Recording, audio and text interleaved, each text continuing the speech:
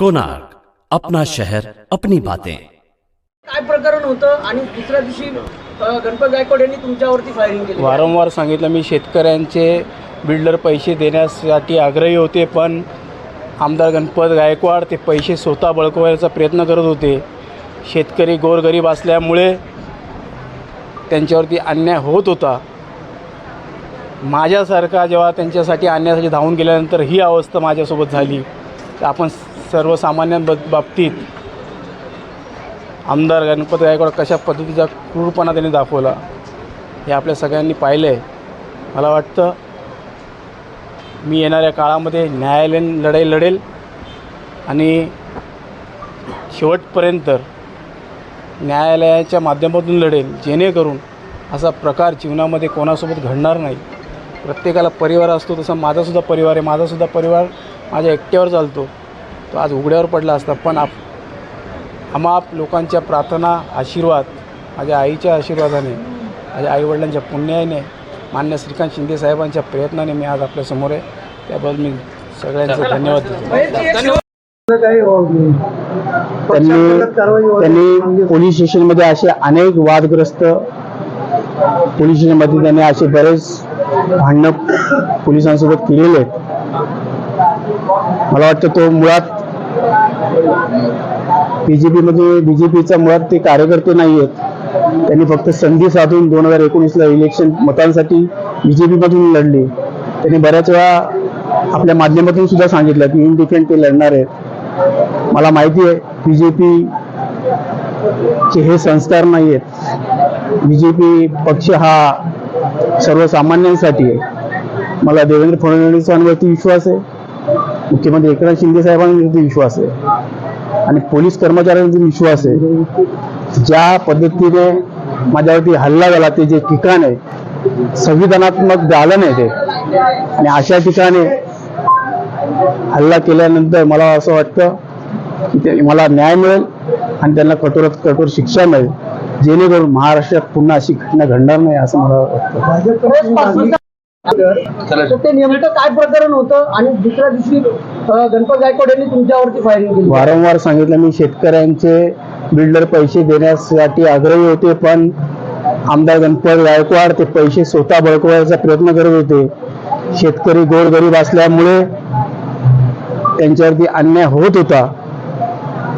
माझ्यासारखा जेव्हा त्यांच्यासाठी अन्यायासाठी धावून गेल्यानंतर ही अवस्था माझ्यासोबत झाली, तर आपण सर्वसामान्य बाबतीत आमदार गणपत गायकवाड कशा पद्धतीचा क्रूरपणा त्यांनी दाखवला हे आपल्या सगळ्यांनी पाहिलं आहे।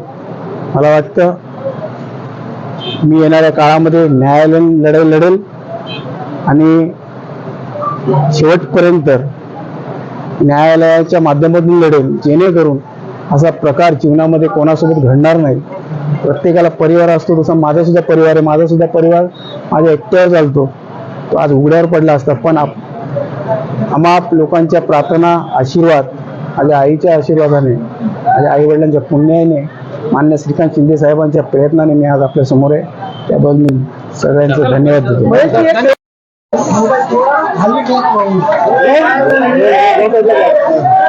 गेल्या अनेक महिन्यापासून कल्याण पूर्वेमध्ये जे आमदाराने कोणत्या प्रकारचा विकास केला नव्हता, ज्या ठिकाणी रस्ते असू द्या, स्मशानभूमी असू द्या, डॉक्टर बाबासाहेब आंबेडकरांचं स्मारक असू द्या, या सगळ्या गोष्टीला प्राधान्य देण्याचं काम मी सातत्याने करत होतो। मान्य खासदार श्रीकांत शिंदे साहेबांकडनं निधीचा आग्रह करत होतो आणि कल्याण पूर्वेमध्ये अनेक ठिकाणी कॉन्क्रीटिंग रस्ते असू द्या, गटार असू द्या, नाल्या असू द्या, पावसाळ्यात पूर असू द्या, त्या ठिकाणी सातत्याने मी काम करत होतो।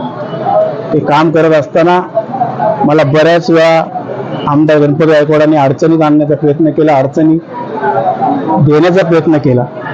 त्यावेळेस कपिल पाटील साहेबांना मी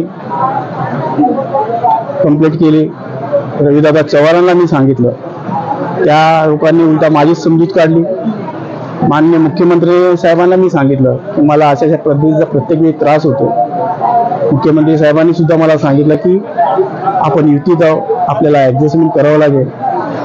त्यालाही समजूत काढेल आणि ती कोणत्या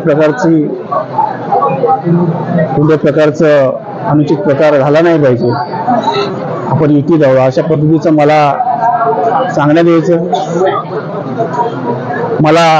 मी जेव्हा काम करत असताना गणपत गायकवाड मला प्रतिस्पर्धी समजत होते, पण मी कोणत्या प्रकारचा स्पर्धक नव्हतो. मी कार्यकर्ता म्हणून, एक कल्याण पूर्वेचा सुजाण नागरिक म्हणून मला कल्याण पूर्वेची दशा, अतिशय खराब अवस्था असलेले रस्ते हे बघवत नव्हते, म्हणून मी ते कार्य करत होतो. प्रत्येक वेळी आमदार गणपत गायकवाड यांचा माझ्या बाबतीत रोष होता. मी कोणत्याही प्रकारचं व्यावहारिक बिझनेस करण्याच्या कारणाने सुद्धा काही ठिकाणी मी त्या ठिकाणी काम करत असताना सुद्धा समोरच्या लोकांना दम देणं, मला अडचणी करणं ह्या सातत्याने चालू होत्या.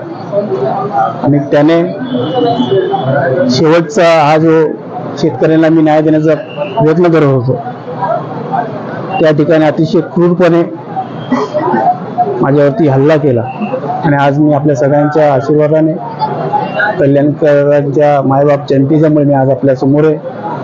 मला अभिमान आहे की गोरगरीब शेतकऱ्याच्या बाजूने लढलो आणि त्यांच्या हितासाठी मी माझ्या अंगावर गोळ्या झेलल्या, त्याबद्दल मला अभिमान आहे. माझ्या परिवाराला अभिमान आहे. येणाऱ्या काळामध्ये शेवटच्या श्वासापर्यंत मी कल्याण पूर्वेसाठी, प्रत्येक अडीअडचणीसाठी, विकास कामं असू द्या किंवा त्यांच्या आरोग्य संबंधित असू द्या, शेवटच्या श्वासा